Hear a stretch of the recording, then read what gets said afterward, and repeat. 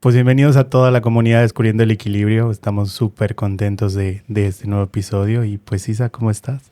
Bien feliz, ya te extrañaba. Fíjate, oigan, venimos de trabajar muchas cosas en estas semanas que estuvimos un poquito fuera de aire, pero ya volvimos con el podcast. Y venimos de trabajar muchísimo porque estuvimos en un rally casi de trabajo, donde viernes, sábado y domingo estuvimos dando a full en diferentes sesiones y terapias. Y venimos de compartir pues mucha información y mucho cariño. Sí, esto no se acaba nunca, amigo. No se acaba y nos dimos un breakcito precisamente porque trabajamos mucho. Pero afortunadamente nuestro foro ha estado creciendo, la comunidad ha estado creciendo y ya nos decían, ¿cuándo? El siguiente, los dejamos bien picados. Oigan, recibí muchos mensajitos de la gente que nos escucha y gracias por todo lo que nos escuchan, que me decían, oye, es que queremos escuchar esa voz que nos da paz, que nos da serenidad, que nos va llevando como en un viaje. Y pues justo en este viaje estamos todos. Y vamos juntos porque vamos lejos. Así es. Y explorando esos vínculos que nos van a llevar cada vez más lejos, pues todo comienza desde un punto de partida. Sí. Y justamente iniciando desde el punto de partida, pues muchas personas quieren saber cómo fue este viaje que te llevó a ser consteladora y este viaje de aprendizaje y evolución. Ay, no me traje los pañuelos. Oigan, nos vamos a tener de activo fijo aquí. Oye, lo que pasa es que queremos como adentrarnos y saber un poquito de ti Sí. y de saber cómo inició tu viaje de sanación, cómo fue este proceso de iniciar en el proceso de la evolución.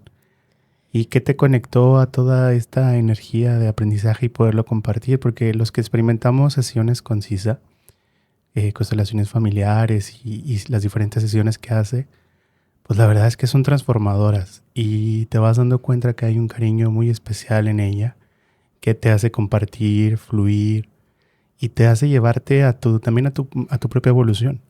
Entonces justo eso quiero saber cómo lo desarrollaste, qué te trajo a este punto de partida, porque parece que luego los terapeutas llegamos como a un punto de quiebre en donde tomamos una decisión y esa decisión nos empieza a envolver en un viaje de muchísimos cambios, donde a veces teníamos que dejar creencias, patrones, vínculos, pero luego empiezas a conocer una paz diferente. Sí, definitivamente, así como lo describiste, es tal cual, porque fue una fragmentación tal cual. Entonces, yo me sumergí en esto hace 7 años, exactitos, pero conozco las terapias desde hace 20. Yo empecé a tomar terapia a los 20 años, casi cumpliendo 20 años, en mi primera pérdida. Mi primera pérdida fue propia, mi primer embarazo. Entonces, para mí fue, no hallo todavía la palabra, lo traigo muy trascendido, pero yo pensé que me iba a morir. ¿Pero qué estaba pasando, Sisa? ¿Qué hacía en ese momento? ¿A qué se dedicaba? ¿En qué ambiente estaba? Yo estaba estudiando en la universidad, estaba muy joven, tenía 19 años cuando me embaracé la primera vez y me embaracé de gemelos. ¿Tuviste un embarazo gemelar? Sí, mi primer embarazo fue gemelar. Y no sabía qué hacer, estaba paralizada. El papá de mis gemelos me dijo que no le interesaba. Yo lo solté, lo dejé ir, pero me vino un miedo impresionante. Mucho tiempo me culpé de la pérdida de mis bebés por ese miedo, pero ahora entiendo que así tenía que ser y que cada bebecito que no se logra es un angelito que viene a cumplir una misión. Pero ellos me llevaron a sumergirme a la terapia, a decir, no pues sola, o sea, te vas a morir. Entonces busqué ayuda. Me acuerdo que la primera psicóloga que conseguí, que contacté, le fui a hablar con ella y me mandó a la iglesia a confesarme. Y, y yo dije, vengo a terapia. No tengo nada en contra de la confesión y nada en contra de ninguna religión. Pero no era lo que yo buscaba, porque me sentía juzgada. Y de por sí el decir, tengo 19 años, estoy solita, estoy estudiando en la universidad, soy la más chiquita de la casa, ¿qué voy a decir? O sea, era todo, ¿no? Todo digo, como cuarentones, sabes que en nuestra época al salir embarazada todavía era como, ya salió mal la niña. Como que existe una cierta expectativa sobre lo que puede ser las vidas de las personas, ¿no? Y Así a es. veces justo en ese proceso, en poco antes de los 20, pues uno ocupa mucha claridad y parece que esas situaciones te llevan a un punto de inflexión donde te confrontas contigo mismo. Así es. El caso es que anduve ahí me acuerdo que fueron 3 o 4 terapeutas, que realmente yo no me sentía, no encontraba lo que buscaba. Entonces seguí en esa búsqueda, dice una de mis grandes amigas, si no encuentras, sigue en tu búsqueda. Entonces yo seguí en mi búsqueda y di con una consteladora. Para ese tiempo, hace 20 años, las consteladoras eran como garbanzos de libra. Y más que era holística. Yo no tenía idea ni qué era eso. Ella te daba sesiones, te acostaba en la cama, te ponía esencias, te daba masajito y te sumergía en una meditación. Entonces, era hermosa, es maravillosa. Ella vive en Chihuahua. Tiene un nombre bien fuerte y me encanta. Me acuerdo y se me mueve mi corazoncito. Me acuerdo que yo fue la primera vez que escuché las flores de Bach o de Bach, no sé cómo lo conozcan. Y cada semana me daba de alta. Pero ahí descubrí que todo pasaba por algo. Ahí descubrí que todo era perfecto. Ahí descubrí que toda pérdida, si no la solucionas, va a venir otra pérdida a sumar y a seguir escarbando ese vado o ese pozo o ese hoyo. Entonces, ¿qué estamos acostumbrados a hacer? Le echamos tierrita y aquí no pasó nada y seguimos. No. Te tienes que hundir tantito para poder agarrar aire. Ahí conocí las constelaciones familiares. Yo no tenía idea qué era. No sabía. Pero me llamó la atención. ¿Y fue tu primer contacto ahí? Fue mi primer contacto ahí. Ahí no empezó mi historia en las constelaciones. Ahí las conocí. Ahí fue mi primer encuentro. ¿Sale? De ahí conozco al que es ahora mi esposo. Por azares del destino, nos tuvimos que mudar de ciudad por el trabajo de él. Pero yo traía pérdidas, ¿no? Mi papá ya había muerto en ese momento. Yo era la más pequeña del hogar, de la casa, de varios hermanos. Entonces, me fui como creyendo que mis heriditas ya estaban así medio parchadillas, pero no. Entonces en Querétaro conocí otros ángeles sin duda. Durante el proceso de evolución que todos tenemos, porque todos lo tenemos, hay ángeles, así como tú. Y me he topado con gente muy buena y muy bonita. De Chihuahua, yo soy de Chihuahua, nos fuimos a Querétaro y en Querétaro conocí otros ángeles maravillosos que también me metieron mucho a esta parte, le voy a llamar brujesca porque no hay otra forma de entenderlo. Y el decir bruja, que es una palabra fuerte que hasta le haces, es sabiduría, es comprensión, es evolución, es sanación. Entonces, mis amigos los de Querétaro eran bien brujotes. Me acuerdo muy bien que ella, la esposa del matrimonio, decía, yo me enojo y me enojo tan fuerte que hasta los focos se me rompen.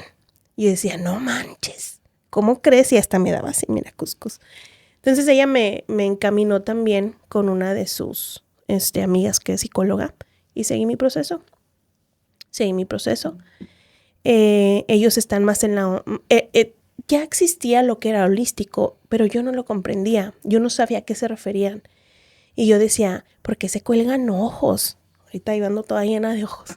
¿Por qué se cuelgan ojos? ¿Por qué se ponen pulseritas rojas? O sea, yo no. ¿Por qué te hablan de la limpia del huevo? Muchas cosas que yo decía que en mi mente estaban, pues no, ni que fuera a Catemaco, ¿no?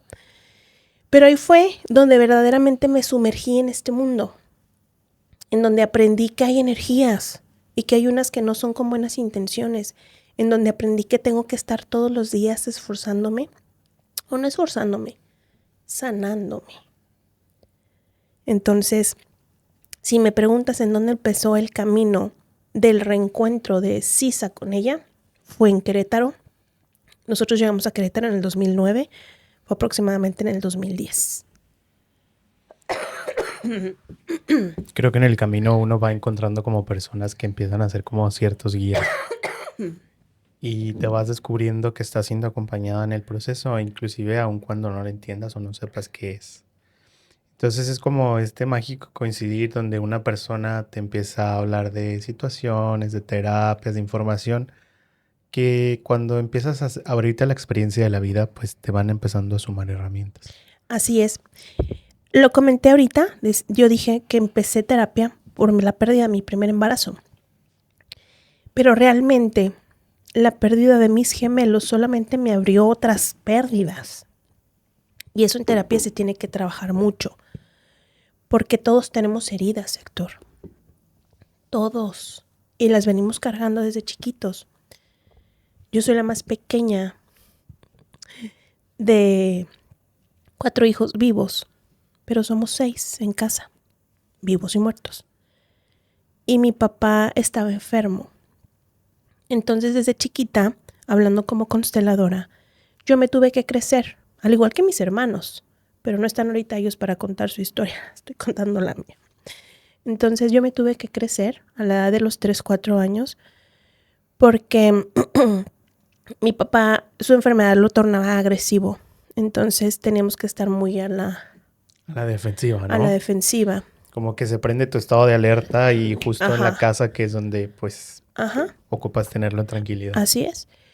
Mi papá era alcohólico, entonces llegaba y pues llegaba agrediendo. Yo a los 3, 4 años, me acuerdo que la delegación de policía estaba a 5 casas de la casa de mamá. Entonces yo despertaba porque me despertaban los gritos. Ahorita lo cuento, yo soy una adulta de 40. Y cuando veo niños de 3, 4 años, digo, wow. Yo me iba de la casa de mamá a la delegación de la policía 3, 4 de la mañana, sola. Porque mis hermanos y mi mamá tenían agarrados a mi papá. Porque era sumamente agresivo. Sí llegaba lo que él consumía a trastornar. Llegaba con la psique alterada. Así es. Entonces, los policías ya me veían, me cargaban, me subían a la patrulla y se iban por mi papá. Esa fue mi niñez. Ahorita ya lo entiendo. Antes no. Entonces... Pero qué complejo es que de repente, a veces en el hogar, a la pequeña edad que puede tener uno como niño, pues tiene pocas herramientas para resolver situaciones de adulto. Y aún así teníamos que resolver porque no había otra opción. Entonces ahí era un trabajo en equipo. Porque si uno soltaba una pierna o un brazo de mi papá, nos iba a todos como en feria. Y a mí me tocó lo menos, porque era la más pequeña. Y no es por presumir, pero se dice que era la consentida de él, no lo dudo. Soy idéntica a mi padre, no físicamente, en el carácter soy igualita. Entonces, así empezó mis heridas de desilusión, porque pues mi primer amor, ¿quién es? Mi padre. Era un hombre sumamente inteligente, pero estaba muy, muy enfermo. Él murió de cirrosis alcohólica terminal cuando yo tenía 16 años. Cuando él muere, estoy enferma de la garganta. No enferma, estoy resolviendo asuntos y ahorita ya andaba muy bien. Y otra vez vuelve el rechazo a querer abrirse, ¿no? Así que una disculpita si se me sale aquí la tosecilla, es parte del proceso. Aquí la verdad es que estamos para sentir y para explorar las emociones. Así es. A veces es un tema complejo que parece que nosotros tenemos como trabajados y de repente como que quedan estas pequeñas residuos que de repente se manifiestan. Y es súper importante para los papás, que las personas que tienen menores de edad en casa o niños, cómo estas dinámicas permean, ¿saben? Es como si se imprimiera una huella digital sobre las personas que experimentan este tipo de experiencias. Y entonces es bien importante como adultos poder crear un entorno un entorno próspero para los niños, un entorno seguro, porque ahí es donde se desarrolla por primera vez la emoción, la primera experiencia sobre un cuidado, sobre un vínculo, y lo aprendemos justo en la relación que tenemos con los padres. Al aprender esto pues simplemente es lo que aprendemos de niñez y queremos irlo a desarrollar como adultos, porque así lo Repitiéndolo. aprendimos. Y creo que en lo personal también te puedo comentar que cuando vivimos en ambientes donde se ha dado un poco de violencia, luego piensas que eso es lo normal. Porque como lo viviste de niño y dijiste, pues mis papás se quieren, mis papás se pelean, pues yo también ocupo pelea en mi casa y mis relaciones actuales porque es la manera que aprendí a querer. Y hasta los nombramos, le llamamos amor apache. Y empezamos como a integrarlos y a normalizarlos. Ujú. Pero justo es lo que ahora la gente puede mencionar como ansiedad o puede mencionar como estrés. Pero realmente es este sistema de psique que mantenemos en alerta desde niños. Y no es para culpar a nuestros padres de las relaciones que nos dieron, pero como adultos tenemos que tomar la experiencia de esa relación y tenemos la oportunidad de observarla para mejorarla. Es increíble los cambios que dan las personas cuando este nivel de alerta simplemente se desactiva. Es como este proceso en donde se comparten las herramientas y tienes herramientas suficientes para tú mismo en tu corazón crear un lugar seguro. Así Tú es. mismo en tu mente crear un lugar saludable. Y entonces este sistema de alerta se apaga y empiezas a experimentar la paz. La paz en tus vínculos, la paz en tu trabajo, la paz en tu día a día. Y es Tu cuando de pareja. repente en tu pareja que es tu espejo más grande. Y entonces es como de repente que ves una tormenta y cuando logras entender cómo llegar a esos momentos de paz, se despeja. Y entonces empiezas a ver un cielo más azul, más claro. Así es tu mente. A veces pasamos por momentos caóticos que parecen tormentosos y por eso es indispensable tener herramientas que nos ayuden a limpiar esos cielos. Herramientas para despejar la tormenta. Creo que estas crisis que de repente en el proceso de vida nos pasan, cuando llega la adultez tenemos la oportunidad de verlas sin juicio para comenzarlas a sanar. Así Y es. creo que las terapias y las constelaciones nos invitan a ese proceso. Me encanta compartir contigo porque me terapeas, pero bien sabroso. Es un intercambio todos los momentos que tenemos aquí. Muchas gracias. Entonces, mi papá muere cuando yo tengo 16 años, murió en una situación de calle. Cuando mi papá y mi mamá se divorcian, yo tenía 7. Realmente tuve papá por 7 años, pero fue un papá ausente, enfermo. Y ahí empieza el descolocamiento. Ya desde el ojo sistémico, pues los hermanos mayores toman el lugar de papá. Los hermanos mayores toman el lugar del esposo, de mamá. Entonces, a su vez, yo de chiquita tuve que crecer porque era lo que había. Aquí no hay culpables. Mi mamá lo hizo extraordinariamente bien. Los mantuvo vivos. Nos mantuvo a salvo. Fíjate, mi mamá era tan creativa, porque por supuesto que hubo momentos de pobreza, porque éramos 4, tenía que alimentar 4 y mi papá, por su enfermedad, pues a veces no había para comer. Entonces, en el patio mi mamá juntaba piedras, hacía lumbre y hacía avena. Pero nos decía que íbamos a jugar a la comidita. Y nos ponía unos panes con mantequilla a la leña, o sea, a la lumbre. Y eran los momentos más felices. Pero nunca nos decía que no teníamos que comer. Entonces son momentos que marcan y esto nadie lo sabe. No lo ando contando. Pero mi mamá lo hizo tan bien. Yo admiro tanto a mi madre, a veces le digo, quisiera parecerme un poquito a ti. Porque le ha pasado mal y le ha pasado de todo. Entonces, crecí con un rencor a los hombres, crecí con un odio a mi padre. Pobrecito mi papá. No tenía otra forma de hacerlo. Hoy le entiendo, él tenía sus propias heridas, tenía sus propias ausencias y no lo iba a hacer de otra forma. Era lo que sabía. Desde las leyes biológicas es una adicción, pero ¿qué lo llevó a eso? ¿Cuál fue el origen, el motivo, el detonante? Y ahora lo veo claro que a mis 40 años me sigue haciendo falta mi papá y me va a seguir haciendo falta mi papá. Hoy lo honro y lo tomo y tomo la vida y tomo el mundo y me agarro la voluntad todavía. A veces procrastino, por supuesto, pero todos los días trato de evolucionar y de sentirlos atrás. Mi madre todavía está con vida, pero lo hicieron perfecto. Hicieron lo que pudieron. Fíjate que ahorita que estás contando tu historia hay momentos de encuentro en donde pues las experiencias se comparten porque también las vives un poco. Así es. Y una herramienta que a mí en lo personal me ha ayudado es que esos pedacitos que recordamos como de nuestros padres, yo a veces los veo en las demás personas, ¿sabes? Es como si de repente esa palabra que me hubiera gustado escuchar de mi papá, la escucho de otra persona.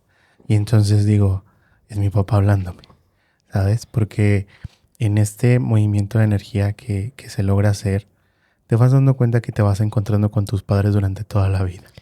Porque no se van, energéticamente siguen. Yo siento a mi papá, lo veo en mis ojos, lo veo en mis pestañas, lo veo en mi color de ojos. Él los tenía aún más claros que yo. Me encanta a mí el ambiente, el argüende. Soy él. Entonces lo veo y me gusta y me siento muy orgullosa de ser su hija. Y yo sé que desde donde está orgulloso de lo que soy. Y le digo, soy el éxito que no tuviste.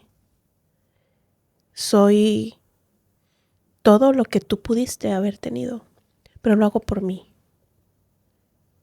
Ya no es por ti, porque ahí ya no hay lealtad. Entonces, creo que eso me hace más humana, me hace más adulta, me hace más fuerte, porque la fuerza, la fortaleza, la decisión, la determinación y la voluntad la tomo de mi papá. Entonces, cuando él muere, yo tenía 16 años, en la edad más crítica. Fíjate, yo pensé y crecí con la idea en mi cabecita, por todo lo que pasamos, que puede ser que esto para alguien que me está viendo, escuchando, a lo mejor es nada, pero esta es mi historia. Entonces, me acuerdo que yo decía, el día que mi papá se muera se nos van a acabar los problemas. Mi mente de un adolescente. Me acabas de conectar con un sentimiento que también tuve a los 16 años. Porque a los 16 años no hay conciencia, en absoluto. Simplemente existes. Y es donde te estás empezando a formar tu personalidad. Entonces, nos avisan que mi papá fallece y yo no sabía cómo sentirme. Y quería llorar. Pero al mismo tiempo decía, pero espérate, ¿y si no es él? ¿Y si se equivocaron? ¿Y si es otra persona? Cuando llegamos ya al servicio funerario, los primeros que llegamos fuimos sus hijos con mi madre. Y cuando lo vi, pues sí era él. Y tenía unos deseos y unas ganas impresionantes de sacudirlo y decirle, despiértate. Todavía podemos hacer algo. Vamos a recuperar el tiempo perdido. Y no, mi papá ya se había ido. Hoy aceptó su elección y su decisión, pero en ese momento me dolió. Entonces, ahí fue mi primera pérdida. Y hoy lo sigo trabajando. Me siguen saliendo en mis constelaciones. Me siguen saliendo en muchos lados mi papá. Y así me tocó. Dice Brigitte Champetier, aunque no lo logramos comprender o aunque no entendamos, así fue.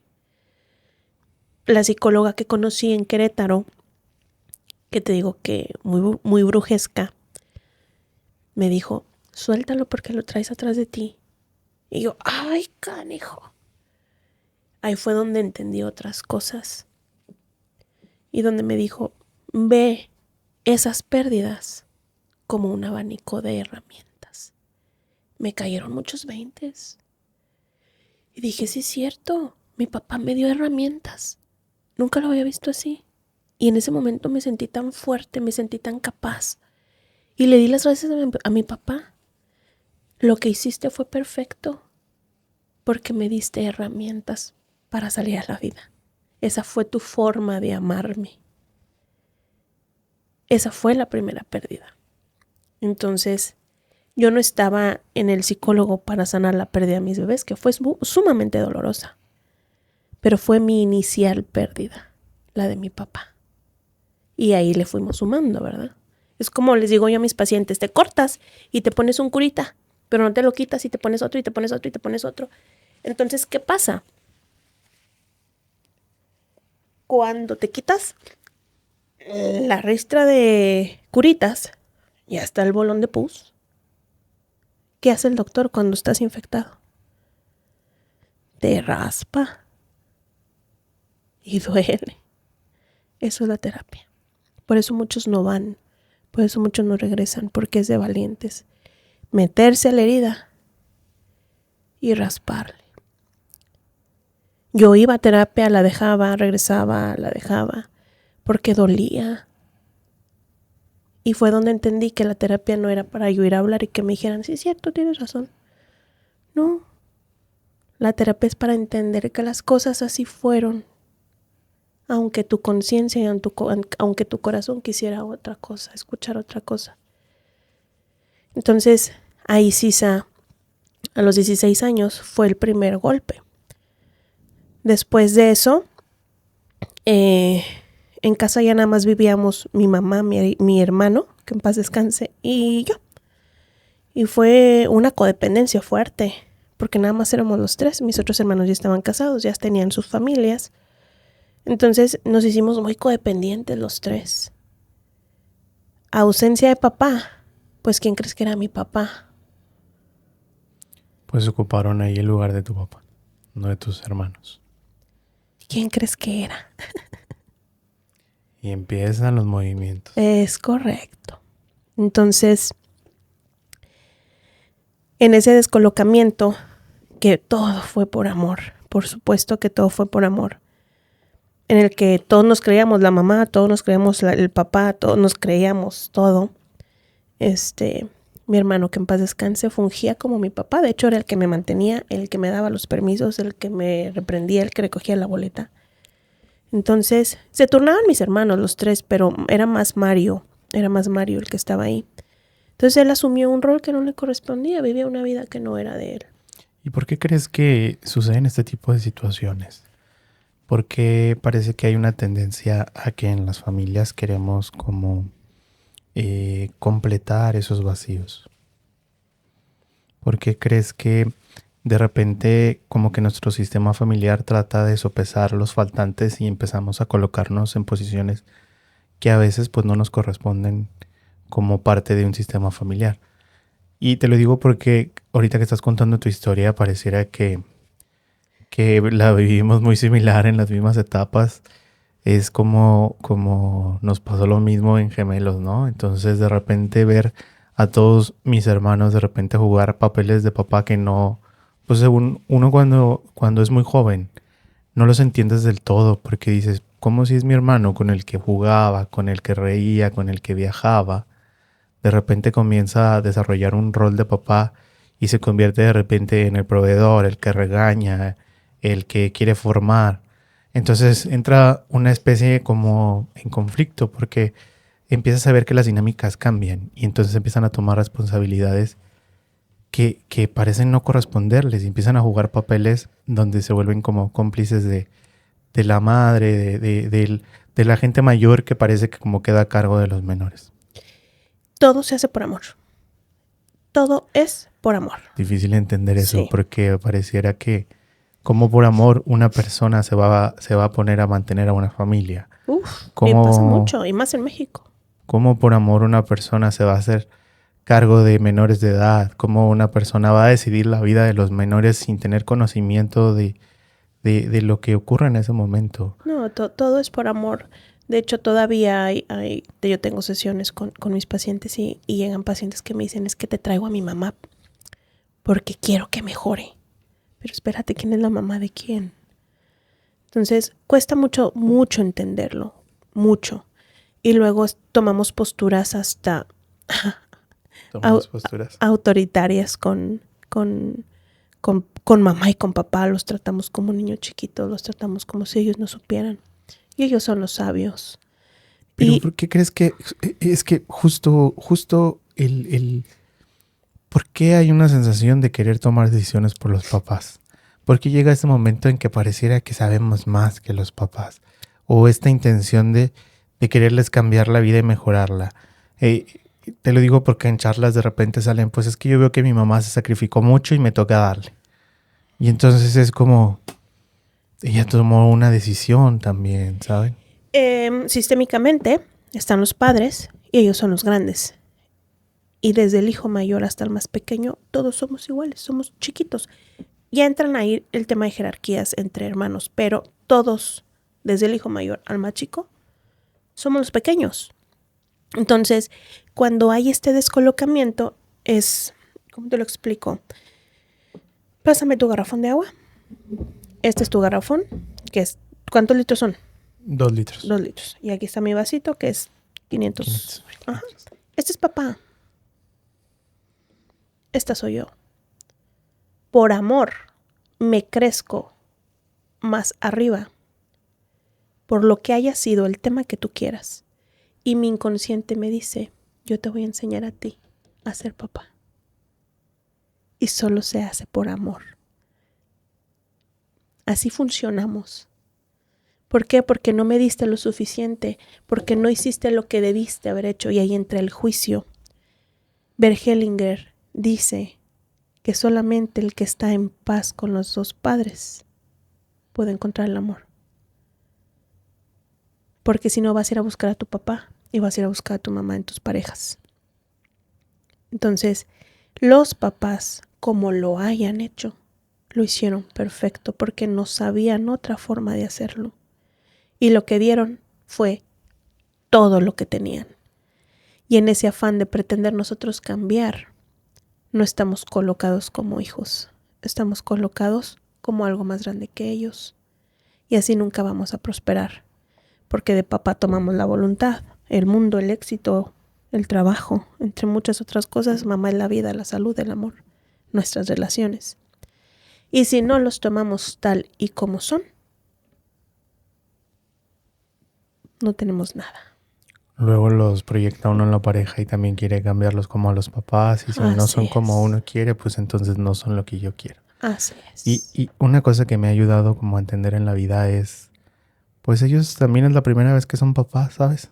Nadie les enseñó. La primera vez que están viviendo junto contigo. Entonces también están aprendiendo a ser papás junto contigo. Y imagínate que pues compraste el coche o la bicicleta y es la primera vez que te vas a subir. Entonces, posiblemente haya caídas y haya raspaduras y moretones de cuando aprendiste a andar.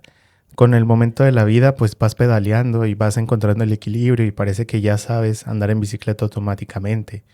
Y creo que sí sucede con los papás. Van aprendiendo junto contigo a pedalear la bicicleta. Y encima de todo te tienen que mantener vivo. Entonces... Porque nosotros atentamos con nuestra vida cuando estamos pequeños. Y seguimos haciéndolo. Entonces, justo en la compasión que a veces el camino da y la propia vida, es la compasión de entender que ellos también lo están haciendo por primera vez junto contigo. La primera vez que también tú eres hijo. La primera vez que a ellos les diste la oportunidad de ser papás. Así. Entonces imagínense cuando haces algo por primera vez. En la escuela sucede la primera vez que haces una plana, la primera vez que haces un ejercicio.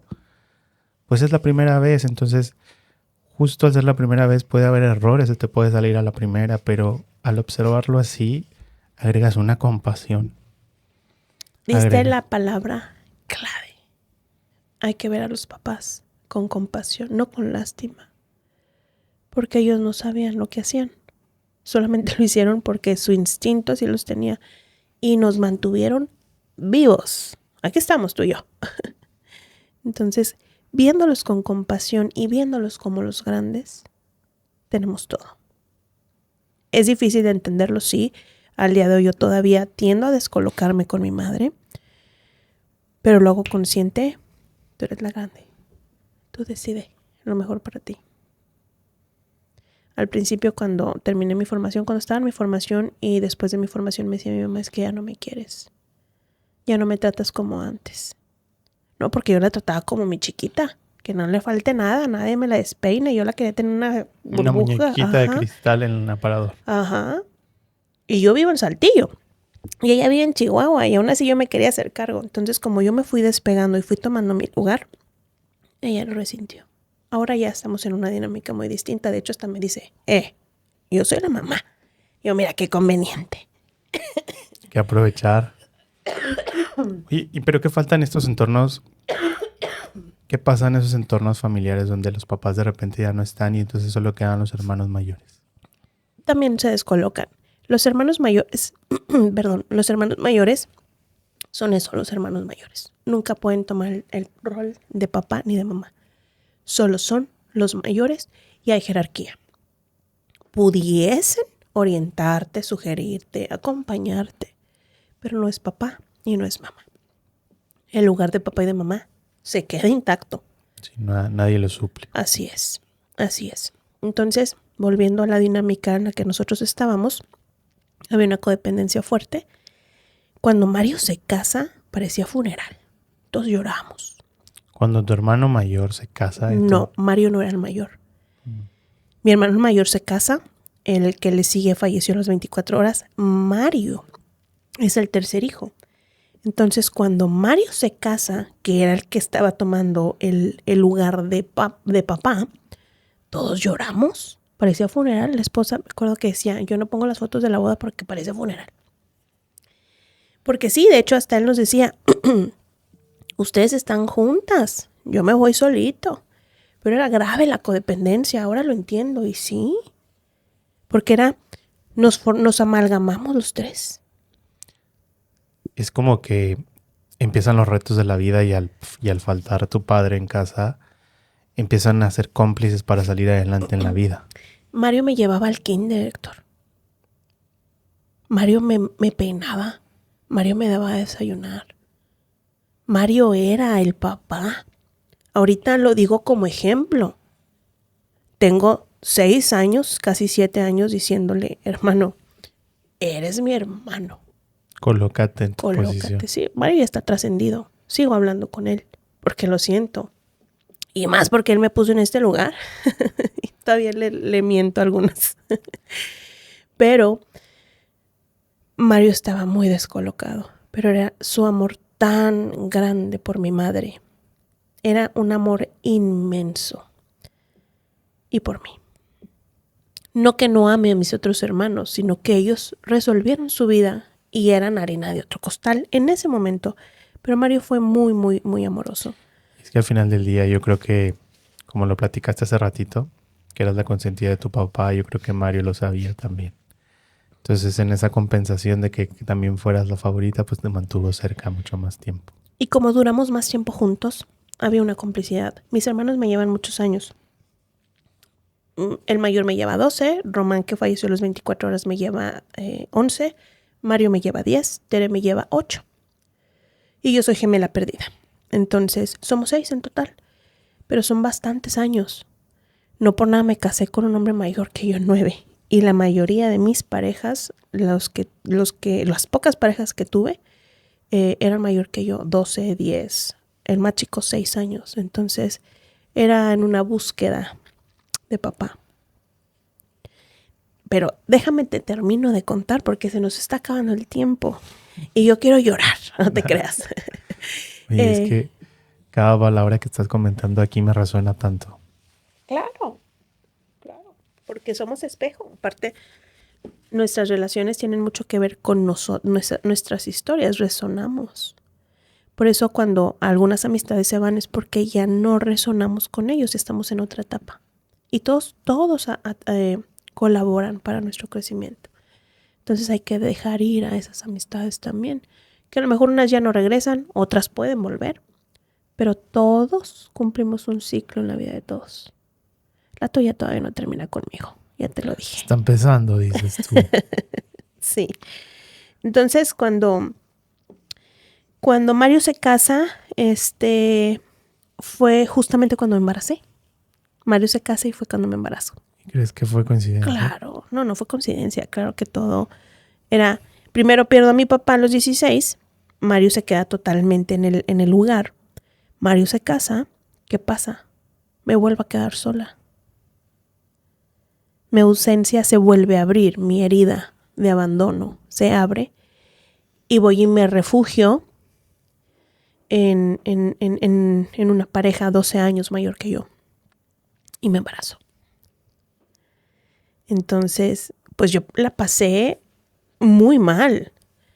Yo no sabía qué hacer. Lo que sí recuerdo es que yo me enteré un viernes 13 que estaba embarazada de julio.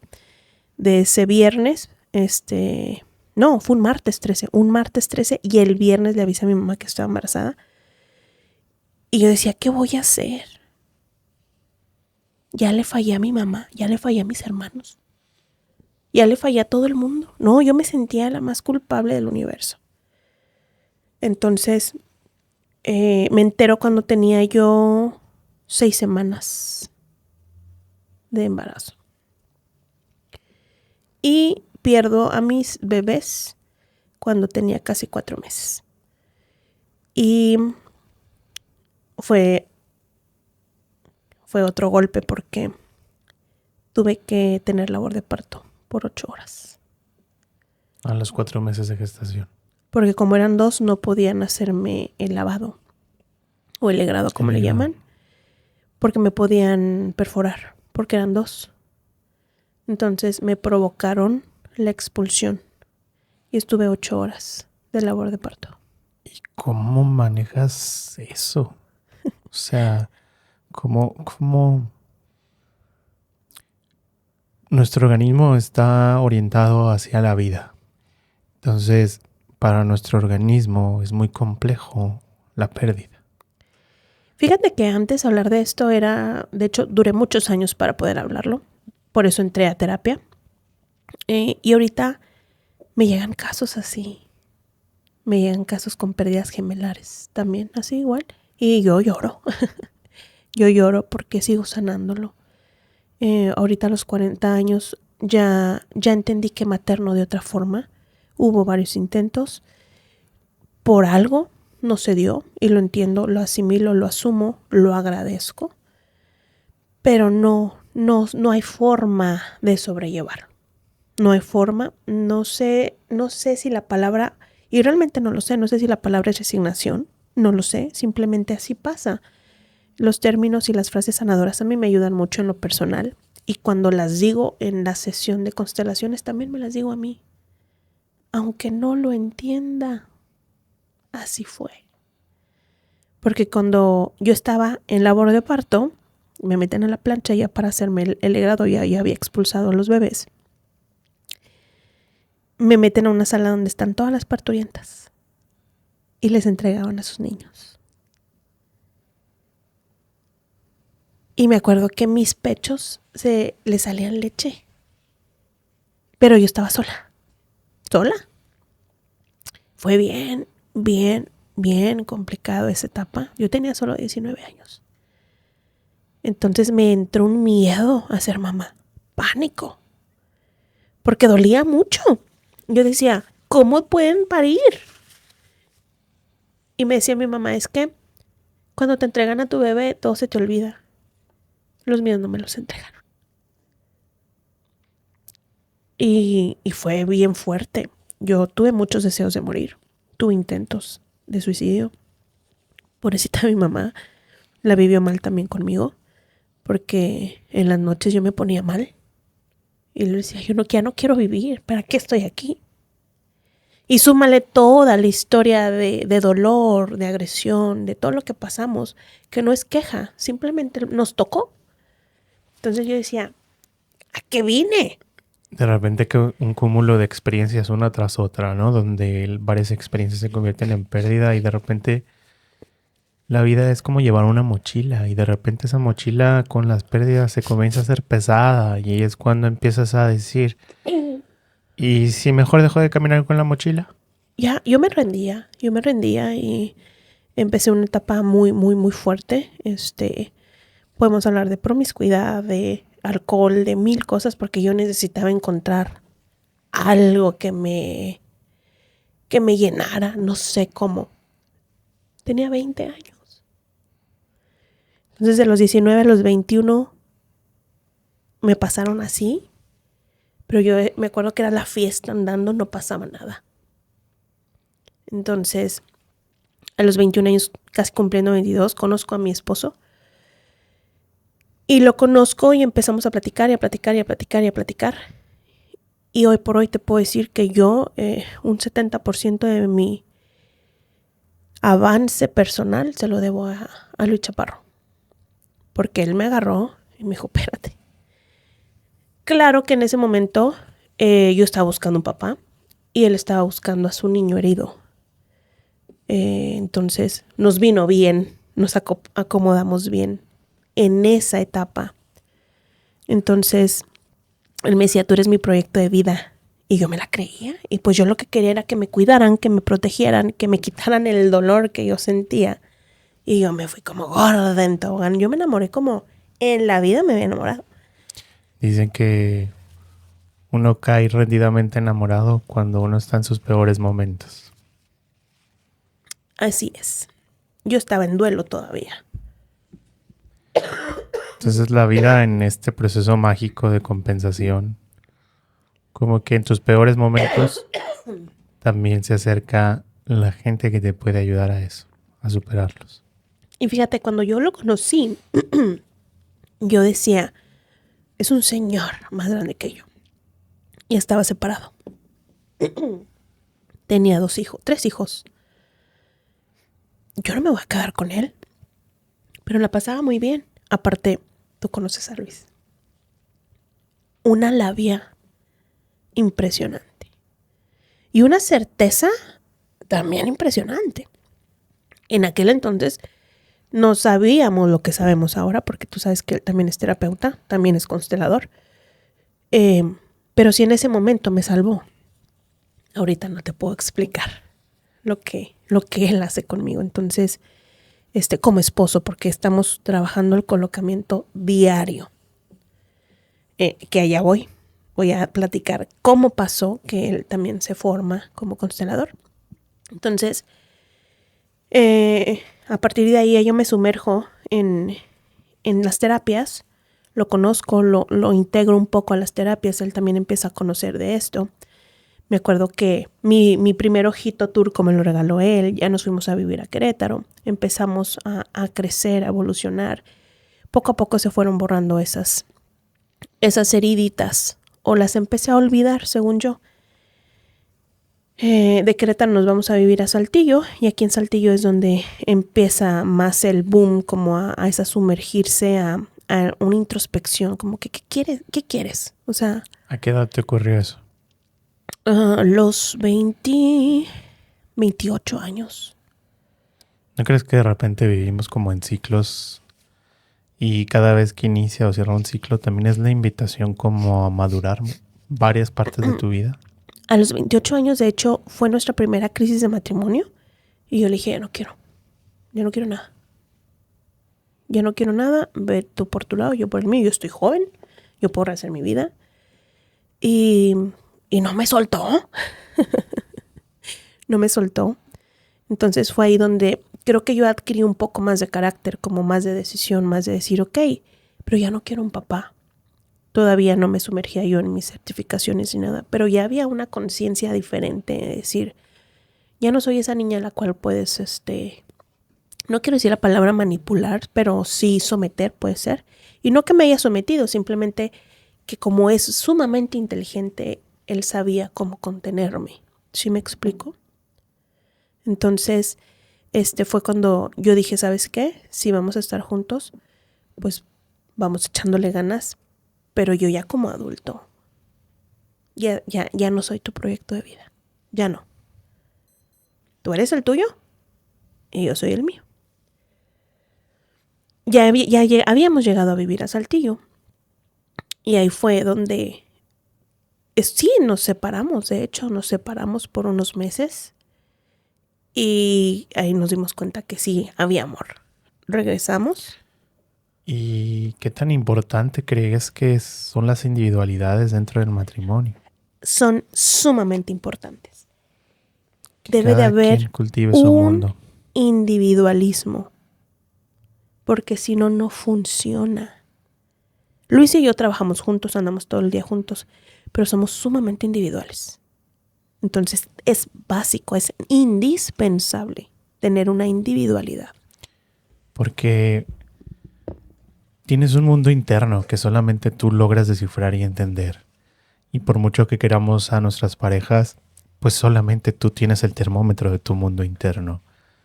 El otro día estaba en oficina y se estaban dando unas conferencias que hablaban sobre durante el día qué actividad hiciste que te hizo feliz, que te hizo reír, que te gusta hacer. De las 20 cosas que hiciste en el día, dime una cosa que te gusta hacer para ti. Y a veces en el mundo funcionamos tanto en sociedad y en comuna que queremos como decimos, si complazco al otro, Ya estoy feliz. ya estoy feliz. Sí, claro. Si hago lo que el otro me dice, ya cumplí. Por lo tanto, yo también voy a ser feliz. Y es uno de los grandes abandonos del mundo interno. Entonces creo que ahora, hoy en día, en el servicio y también con nuestras parejas, hay un trabajo grandísimo de entender los mundos internos de cada uno y respetar el mundo interno de la otra persona. Es básico, porque si no, no funciona. Porque en ese abandono, entonces realmente no existen dos. No existen. Entonces si estás... Porque el querer complacer al otro te lleva a abandonarte totalmente a ti. Entonces no estás siendo tú. Entonces, ¿qué amas? Entonces, ¿qué admiras? Pero es desde la carencia, desde la herida. ¿Cuál? Pues vamos a detectarla, la injusticia, la traición, el abandono, el rechazo, la humillación. ¿Cuál de esas? Porque todos nos regimos con esas heridas. Es básica la individualidad, básica. Porque si no, dos individuos que no tienen un trabajo personal no van a funcionar. ¿Y tú crees que esa separación que tuviste con tu esposo a los 28 años vino como a reconocer ese mundo interior? 28, casi 29. Claro que sí. Sí vino a movernos, pero no fue la única. Después hubo otras. Ahí ya, yo fui un poco más libre. Incluso pensaba ya no quiero seguir, o sea, realmente ya no quiero seguir. Pero pudimos sobrellevar esa etapa. A los 33 es cuando yo decido intentar ser madre, porque mi mamá me tuvo a los 33, entonces yo romanticé la idea. Y es esta parte de ser leal a las historias que ya vivieron, ¿no? Yo voy a tener a mi hijo a los 33 porque esa edad me tuvo mi mamá a mí. Vamos, ¿qué tal? Dijo Dios, ¿qué más? Dijiste, vamos a cumplir esa lealtad. Ajá. Pues Dios me dijo, no, chula. A los 33 años se le ocurre a mi hermano morirse. ¿Qué tal? Yo creo que si ustedes se hubieran puesto de acuerdo, no les salía. Entonces, debido a las pérdidas que ya había traído de embarazos y al miedo que se formó desde la primera pérdida tan dolorosa y tan traumática que fue, mi útero y mis ovarios se llenaron de quistes. Entonces me sometí a unos tratamientos para poder sacar los quistes, que se disolvieran. Todo fue exitoso, entonces me dijo el ginecólogo, ¿quieres ser madre? Sí, quiero ser madre. Bueno, tú me dices cuando estés lista. Pues a los 33 años, así como si yo fuera una dulcería, dije, vamos a intentarlo. Empecé un tratamiento. Nunca me sometí y no me voy a someter a ningún tratamiento de fertilidad, de inseminación ni nada. Yo respeto a todos los que lo hacen. Para mí no es. Entonces, y no porque esté a desacuerdo, simplemente no recurrí a ese método. Entonces, me empecé a estimular mis ovarios. ¿Por qué? Porque mucho tiempo estuvieron dormidos por los quistes. Pero nos avisan que Mario estaba enfermo. Nos avisan un 30 de abril, no se me olvida, del 2017. Yo tenía 33 años. Estaba yo empezando mi tratamiento. Me acuerdo perfecto que mi esposo me llevó a Ciudad Juárez. Y yo inocentemente me llevé mis pastillas porque me las pretendía seguir tomando allá. Pero pues tenía un calendario. Y decía yo, pues como por mail o cómo le vamos a hacer. Y ahí entendí que no es cuando yo quiera, ni como yo quiera. Es como debe de ser. Y porque así tiene que ser. Entonces, Mario dura solamente el mes. Y O sea, desde que recibiste la noticia de tu hermano, solamente pasaron 30 días. cuando él fallece. Es muy repentino. Así. Así. Uh-huh. Y tú estando afuera de tu ciudad. Bueno, fuera de la ciudad donde estaba Mario. Sí. Yo me entero el 30 de abril. El 5 de mayo nos vamos a Juárez. Llego allá el 6 porque hice parada en Chihuahua. Llego allá el 6. Allá estaba ya mi hermana. Allá estaba mi mamá.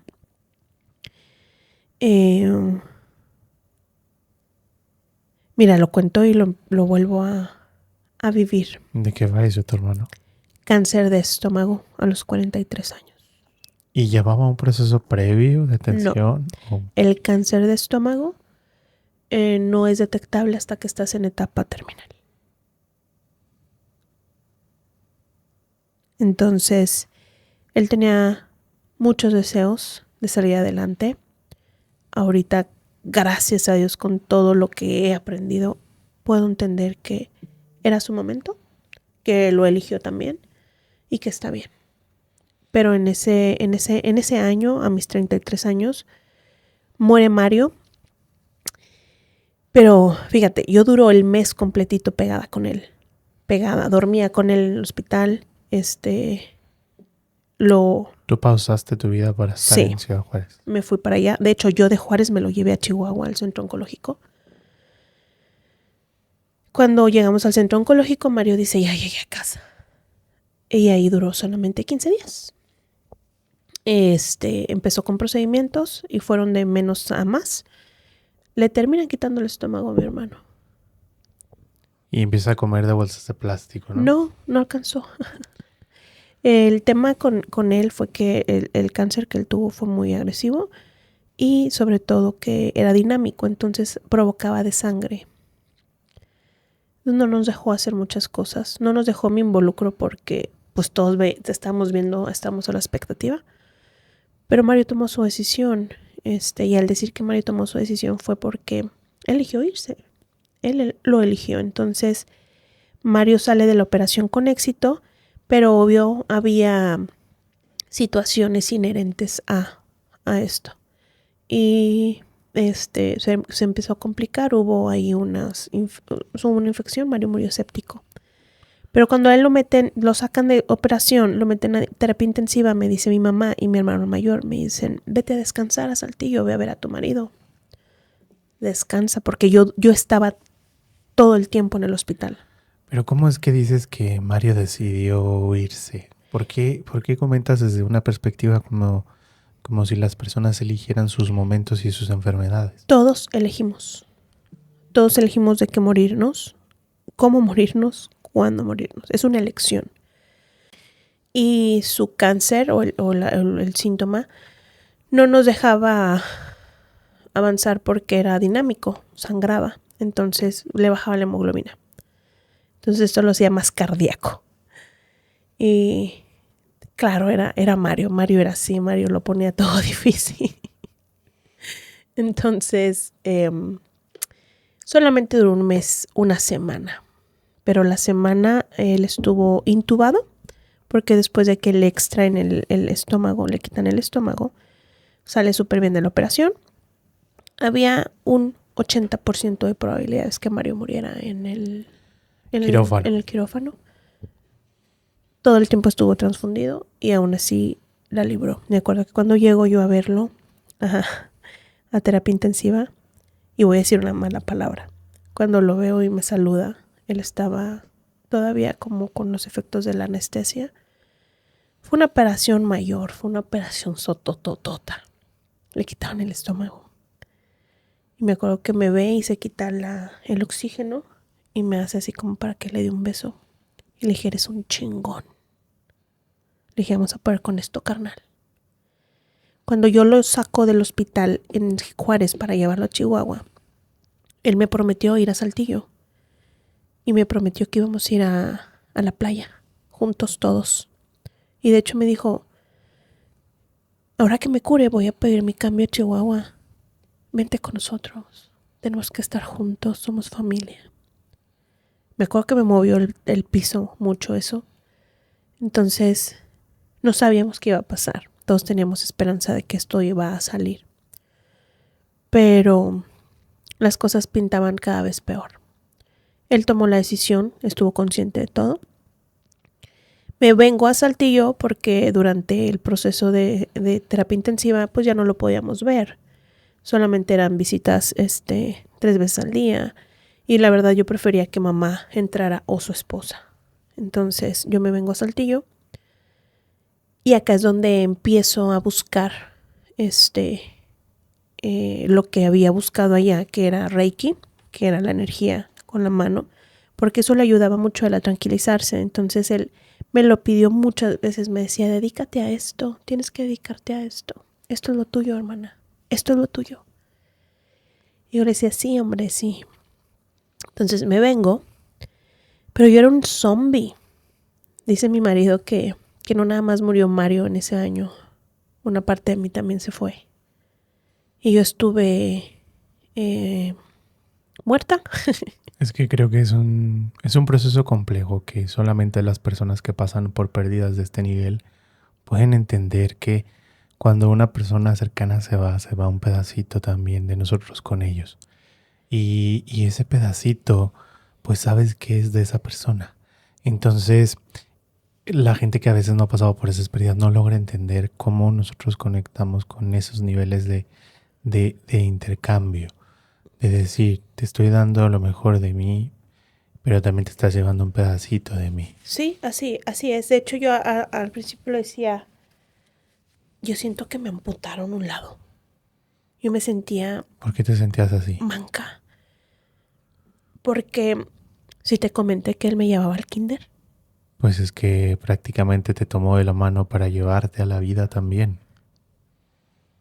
Así es. Uf, y no acabaríamos si yo te contara todas las historias que Mario y yo vivimos. Los cuatro lo vivimos mucho. Pero pues él me llevaba al kinder, él me bañaba, él me daba a desayunar. Él prácticamente más que mis otros hermanos. Entonces fue una...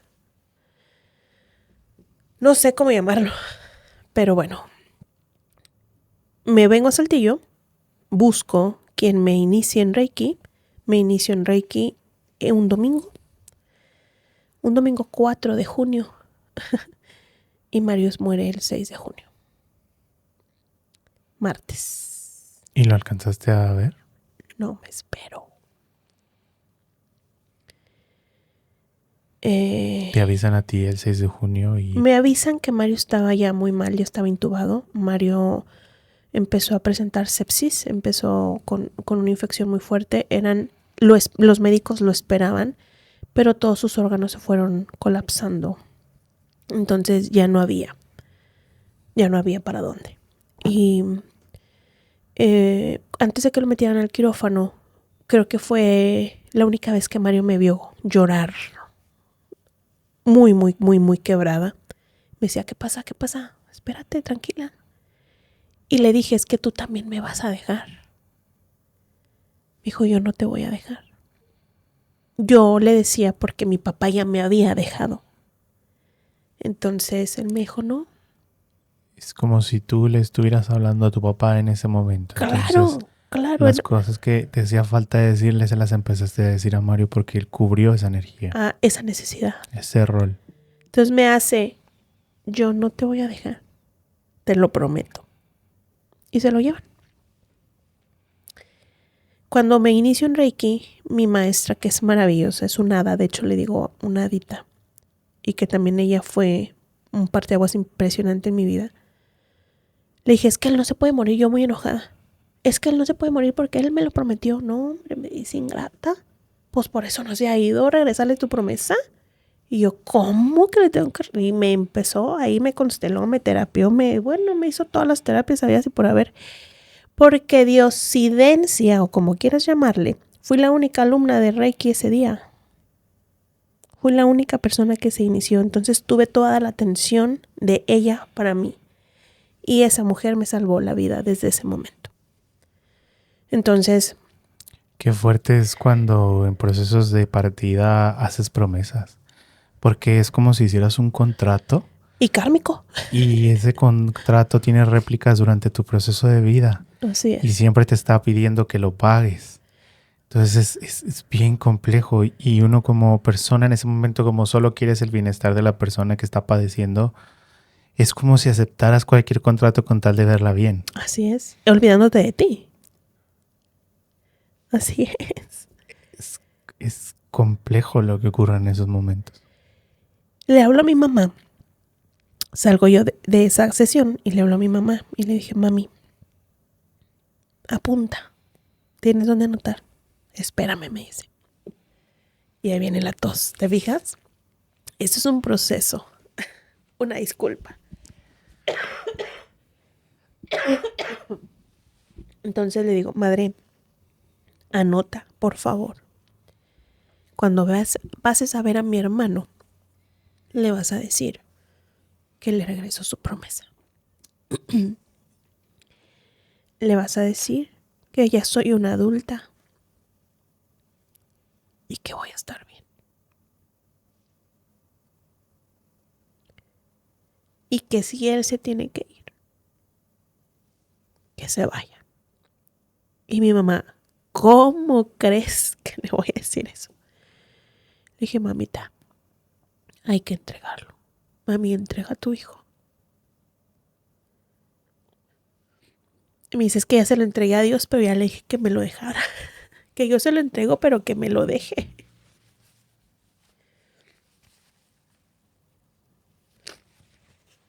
Entonces, esa promesa, mi mamá se la entrega a Mario el lunes 5 de junio a las 5 de la tarde. Y sale y me dice, mija, ya le dije. Se lo dije en el oído. Y me parpadeó.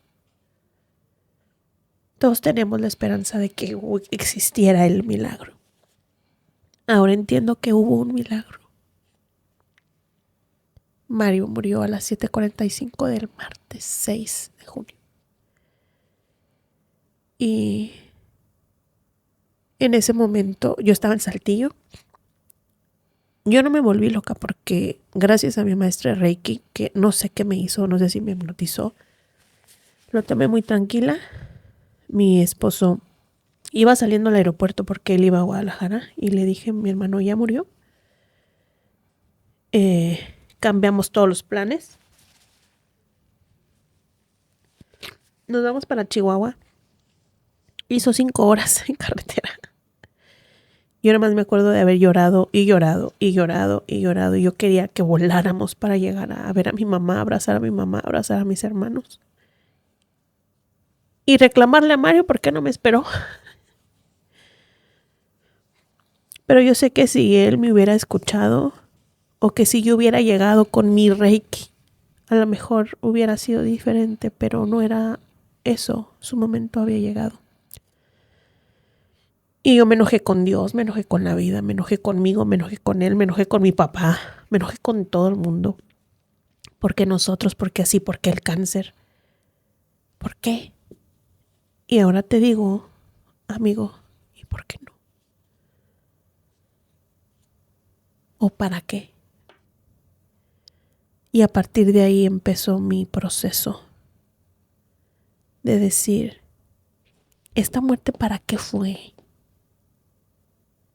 Y ese me fue otro papá. ¿Para qué fue? Llegó el Theta Healing a mi vida, siguió el Reiki, transgeneracional y muchas cosas más. Llegó la constelación. Y la constelación fue lo que me volvió, me resurgió. Fue como si hubiese yo salido de un océano y agarrar aire. Y fue un wow. Es esto. Apoyado con todo lo demás, por supuesto. Porque yo tenía preguntas, muchas. Yo quería respuestas. No hay respuestas. Solamente así es. Y hoy puedo decirle a Mario, gracias. Fue tanto tu amor. Fue una lección dura, pero aquí estoy. Y él me tiene aquí. Claro, lo digo de broma. Estoy aquí porque yo quiero, porque me encanta. Tú has estado en mis sesiones, me apasiona la constelación familiar. Me salvó la vida. Salvó mi matrimonio. Luis y yo la pasamos muy mal en el 2017. Después en el 2017 ya habíamos tomado la decisión de separarnos. Él vuelve a decirme, dame otra oportunidad, vamos a cambiar. Se sumerge conmigo en este proceso y los dos somos acompañantes terapéuticos. Dejamos nuestros trabajos, nos dedicamos 100% al acompañamiento. Y ha sido un camino fuerte, doloroso. Doloroso porque es un descubrirte, es un empezar a limpiarte. Yo lo digo burdamente porque soy así, tú me conoces. Es sacarte el menudo y ponerle jabón y lavarlo. Duele mucho, sí. Pero la recompensa y el resultado es tan bonito. Y ya no hay paso para atrás. Ya no puedo decir, ya voy a volver a ser esa niña berrinchuda que anda buscando a papá. Ya no puedo ser esa hermanita chiquita que perdió al hermano.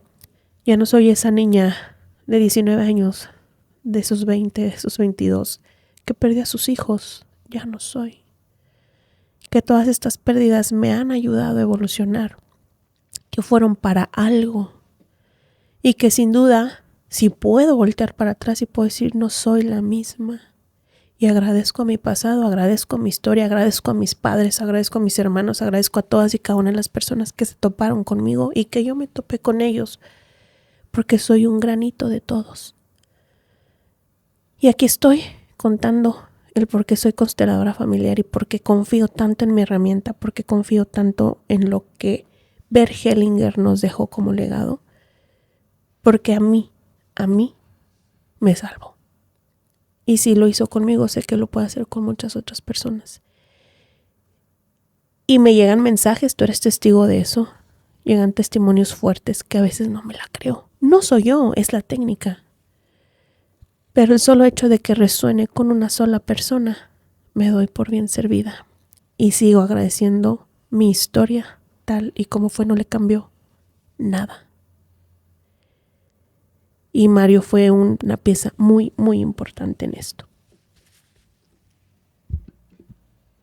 Estoy impactado con tu historia, Sisa, porque como te lo comenté hace ratito, camino acá, yo venía escuchando una canción que me salió y que se llama Qué lindos. Y en esa canción hay un párrafo que dice, qué lindo los caminos y la historia que me llevaron hasta aquí. Nada es coincidencia.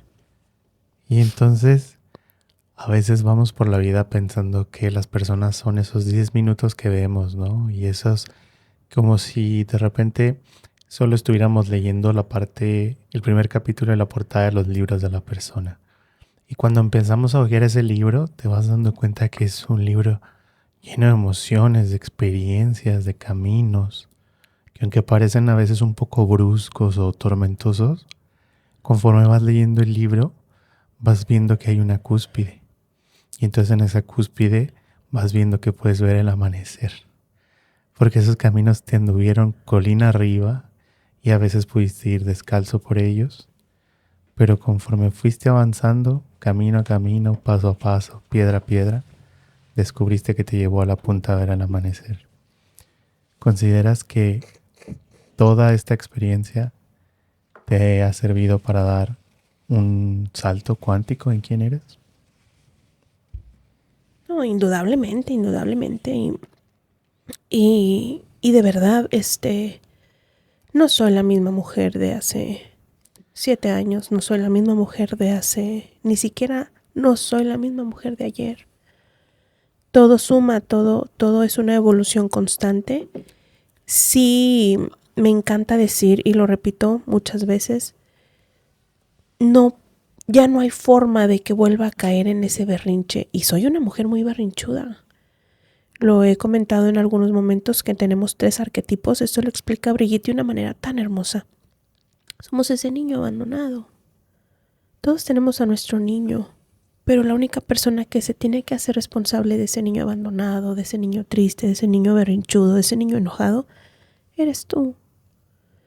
Y también tenemos el arquetipo del padre juzgón, del padre que te dice no, porque si te caes te pego. Ya te dije. O ese padre que no te vayas a ensuciar. Todos somos ese padre, todos. Entonces, ¿cuál es la dinámica de vida? Es reconciliar ese padre, ese adulto con ese niño y poder ir los 3 juntos a la vida. Entonces, ya no me cabe ser la berrinchuda, ya no me cabe ser esa niña que pretende ser la mamá de su mamá. Ya no me cabe ser la mamá de mi esposo, ni ser la hija de mi esposo. Ya tomo mi lugar. Y es tan mágico y tan maravilloso que cuando en tu sistema tomas tu lugar, automáticamente empiezas a tomarlo en todos lados. Y sin duda se van alejando personas, por supuesto, y personas que fueron importantes, personas que vinieron también a enseñar, que vinieron a contener, que vinieron a soportar, que vinieron a amar, pero que cumplieron una misión. Y hay personas que se mantienen vigentes. Entonces, no hay vuelta atrás. Porque tu conciencia como que se expande y el inconsciente cada vez se hace más pequeño. Entonces ya es más actuar en esta conciencia. Y nada de lo que se hace o lo que se comete, por decirlo de alguna forma, es malo. Solamente estamos aprendiendo. Y me encantan las constelaciones familiares porque Bert Hellinger dice, antes que el amor está el orden. Sin orden no existe el amor. Entonces empezamos a ordenar y por ende el amor puede fluir. Como esta arroyito, ¿no? Esta cascadita. Y que todo, absolutamente todo lo que pasa en la vida, por más trágico, por más garrafal, por más incestuoso que se escuche, es por amor. La infidelidad es por amor. Hay asesinatos que son por amor. Abusos que son por amor. ¿Por qué? Porque esa persona no sabe hacer otra cosa. Lo que mi papá hizo fue por amor porque no sabía hacer otra cosa. Me tienes un poquito sin palabras, Isa, porque en ese mismo orden es como si hasta la luz del sol tiene orden. ¡Claro! Y en este orden perfecto también tiene que haber nubes, y en este orden perfecto también tiene que haber lluvia, y tiene que haber frío, tiene que haber eclipses. Todo es perfecto. ¿Sabes por qué se llaman constelaciones familiares? ¿Por qué se llaman así? Porque arriba en el universo hay constelaciones de estrellas. De hecho, yo tengo tatuada mi constelación. Me la hice cuando empecé mi formación como consteladora. Porque así como cada estrella tiene perfectamente su lugar, nosotros tenemos nuestro lugar en nuestro sistema familiar. ¿Cómo es arriba? Es abajo. Wow, lo importante de la observación. Del orden. Del orden.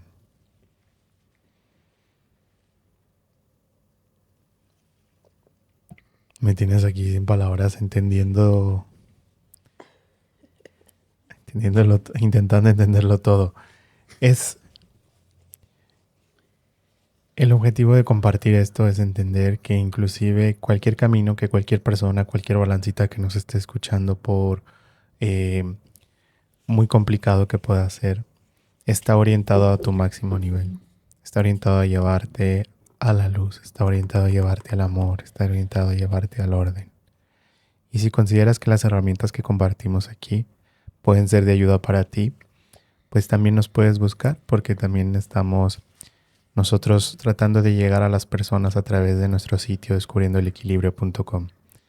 El objetivo de eso es que ustedes también puedan integrar las herramientas que Sisa fue descubriendo en su vida y que también como consteladora puede brindarle a cualquier persona que requiera resolver alguna situación, que le ayude herramientas a observar la situación y sobre todo herramientas para entender con compasión y amor cualquier situación que esté ocurriendo o haya ocurrido. Y para eso también nosotros nos enfocamos en hacer un sitio que sea de ayuda para ustedes en descubriendoelequilibrio.com para acercar todas las herramientas como el Reiki, Theta Healing, AD7. AD7.2, Sama, péndulo hebreo, constelaciones familiares, sanación y bendición de útero, numerología, mediumnidad, muchas cosas más. Y pues todo eso lo pueden ustedes ir descubriendo en el sitio, inclusive si quieren agendar sesiones, lo pueden también hacer dentro del portal para que ustedes también tengan estas herramientas que les pueden ayudar en su desarrollo e ir integrando herramientas. ¿Qué tal? Es una historia bastante... Es un libro bastante inmenso que leer. Claro que lo hice rápido. Básicamente esa es Isa. Y lo comparto con muchísimo amor. Porque sé que, como yo, hay muchos así. Incluso con muchas más cosas. Y que si se elige, se puede estar bien. La queja trae desdicha. La queja trae pobreza. Les voy a contar un pedacito que me ocurrió el fin de semana haciendo un temazcal. Que me vinieron a decir: todos los vínculos son tu creación. ¿Por qué reniegas de tu creación? ¿Por qué reniegas de la forma en que estás creando vida? Entonces ahí entendí que quejarme de mis vínculos en me hacen, hago, falta, esto, es estar creando desde una posición en la que no reconoces tu poder creador. Entonces cuando nosotros reconocemos el poder creador y te das conciencia de que todos los vínculos son creados por ti, tú tienes la capacidad de cambiarlos, maximizarlos, agrandarlos, fortalecerlos, amarlos, expandirlos. Esas son las palabras. También me decían: amar es liberar. Y no se trata de liberar por soltar. Se trata de amar la palabra que estás compartiendo, de amar la acción que estás haciendo con tus manos, de amar tu pensamiento con el que estás creando. Y liberarte de la emoción negativa, liberarte de eso que te dice en tu vocecita no puedes, liberarte de ese momento en que tu voz interna carece del amor y que te dice por acá. Entonces, como guía, yo he aprendido en la vida que donde yo me sienta bien es por ahí. Y aprendí a leerme y a escucharme en donde yo me sienta bien es por aquí. Donde yo no me sienta bien, mi cuerpo ya me está dando alarmas. Ya me está dando un malestar, me está dando un síntoma, me está dando un insomnio. Entonces, es sabernos escuchar más allá del diálogo mental que a veces puede estar generando ruido y entender que me voy a poner en mi momento creador en el lugar correcto, en el momento y en el lugar donde yo me sienta en expansión, e invitar a mis vínculos a que se pongan en ese lugar, con la creación de mi palabra. Entonces, al entender eso, vienen cambios porque empiezas a integrar que en la unión está la respuesta. Exacto. Jamás has estado en la separación y puedes cambiar tus vínculos y vas a seguir experimentando el mismo tarea y el mismo mensaje. No importa cuántas veces cambies de vínculos, sino lo que haces con cada vínculo, con tu creación. El curso de milagros dice: ama tus creaciones tal como son, porque tú las creaste. Ama todo lo que tú estás haciendo en este momento. Y el curso de milagros tan bueno y tan fuerte y tan sacudidor. Y como empieza el curso de milagros que dice: esto no significa nada. Esto no significa nada. Entonces, solamente avancemos y haz lo que te haga feliz, realmente haz lo que te haga feliz. Brigitte Champetier nos dice que la adultez, o adquirimos la adultez a los 39 años. Es cuando realmente te das cuenta cuál es tu misión de vida. Es a lo que te das cuenta que vienes. Sí, ríete. Lo bueno es que ya estamos cerquita de la edad. Yo a los 30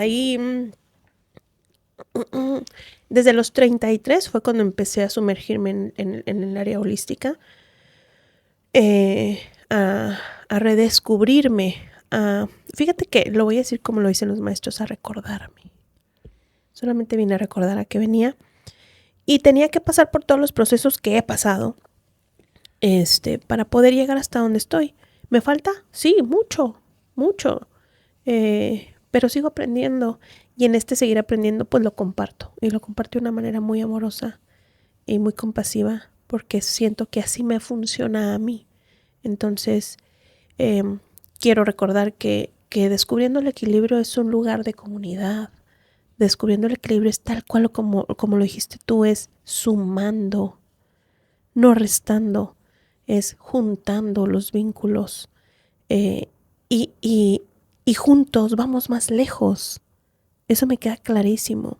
Entonces, en donde tú te sientas feliz, donde te sientas seguro, donde sea tu lugar seguro, porque puede haber muchos, inténtalo, sigan en su búsqueda. Entonces, descubriendo el equilibrio fue creado precisamente por estos dos libras, estas dos balancitas, que siguen buscando ese equilibrio en esta balanza y que seguimos padeciendo cosas. Digo, gracias por este capítulo porque me aclaró la voz. Gracias. Porque todavía seguimos guardando cositas en esa mochila, como bien lo explicaste. Suelta todas las piedras, ya no las cargues.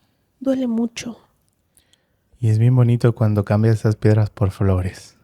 Y son más livianas. Son ligeras, son dulces. Aromáticas. Entonces, imagínense si podemos transformar esa percepción de traer ahí algo de equipaje en traer un ramo de flores con nosotros. Y deja tú traerlo, compartirlo. Entonces, descubriendo el equilibrio nació de esto. Nació de esto, de hacer comunidad, de estar en un lugar seguro, de compartir lo que se sabe, porque lo que yo aprendo no es mío. Es solamente para compartirlo, porque yo vengo de paso, tú también, todos. Entonces no sirve de nada que yo pueda aprender algo que no pueda trascender. Y así como me han compartido mis maravillosos maestros, porque he tenido unos maestros maravillosos y sé que vienen muchos más, pues hay que seguir compartiendo. Y este es mi granito. Muchas gracias, Isa. Gracias a ti. Muchas gracias por compartir en este capítulo. Y a todos los que nos siguen escuchando a través de las diferentes plataformas como Spotify, YouTube y TikTok, que es donde está el material de Descubriendo el Equilibrio, también nos pueden visitar en nuestro portal web descubriendoelequilibrio.com. Allí podrán encontrar todos los podcasts que hemos estado grabando y cada capítulo estará publicado ahí, así como todas las terapias holísticas y sesiones para que también conozcan y puedan integrar herramientas y perspectivas a su vida. Visítanos en www.descubriendoelequilibrio.com. Gracias.